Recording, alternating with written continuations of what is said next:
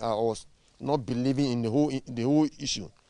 I went to church, I prayed, and I was just telling my church members that, oh my, whether COVID-19 where you attack or you're not attacked, boldly, I was believing that faith that nothing of that sort can happen to me. So there's nothing like wearing nose masks, there's nothing like sanitizers. I was just going in there. That was one of the careless life that I lead by that time. But now that I have experienced it within my body, I just saw myself dying like that, I'll be very cautious, and I would tell everybody to obey the government, the instructions, the lockdown. Stigmatizing persons who have recovered from COVID-19 remains a major challenge for the country to deal with. Fred Dran suffered the disease and for 4 weeks underwent treatment at one of the quarantine centers. Having come back home, the story is not the same. His neighbors are not willing to associate with him, with the fear they might contract the disease. But Fred has recovered. His family is also suffering this stigma. His 19-year-old daughter and wife tell me the experiences. My only problem now is, even though I'm happy, sometimes I feel bored, I feel bad too. Because people do laugh at us, people point hands at us, they don't sell for us anymore. So I was asking myself that, is it good for him showing his face on telly or like what? But I be happen now hey, get inside. Na ma pa ma kodam. She me trini. Baby amekwa koye me tripo yasem. Na eya me check me BP. E wo pharmacy bi okona mo. Girl we hu ye restom hey mama me puyansa. In fact, the same girl anytime I'm here ko check your BP a me kruba me ni ko ho. Ti se wo hu ye. Ti se wo hu me. Ena kono fo abaera. Ena se ni se abaera. Nti anopa me ka kire me ku se on pesika ko to machine edi checking the BP na and me dey na chin ko hobi. The stigma is great, but I am okay because I am alive.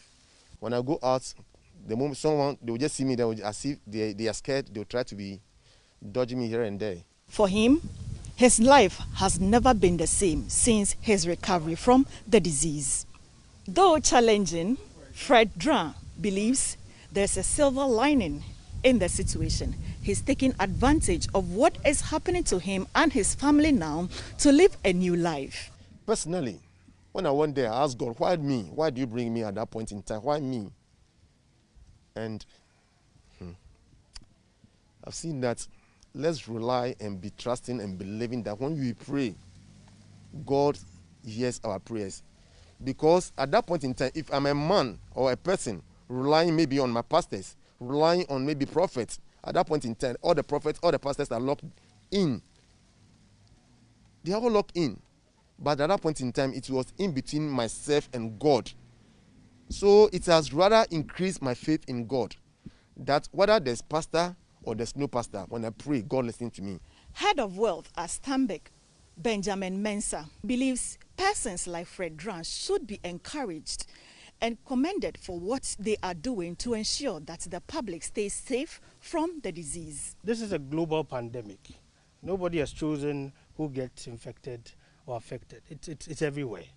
So, to the extent that you have recovered and we're now hearing all these stories, I think it's not the best of things. And we're here to show our support and also use this opportunity to signal to Ghanaians and to the community that the stigmatization is needless. It's not something that we should encourage. Malco Afajinu is the head of marketing and communications at Stanbic.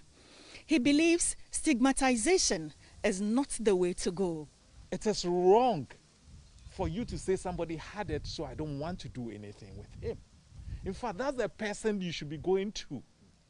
Just maintain your social distance. Learn from his experience and use him as a source of hope. The bank also gave him Money Wallet card to enable him start his life afresh to support his family.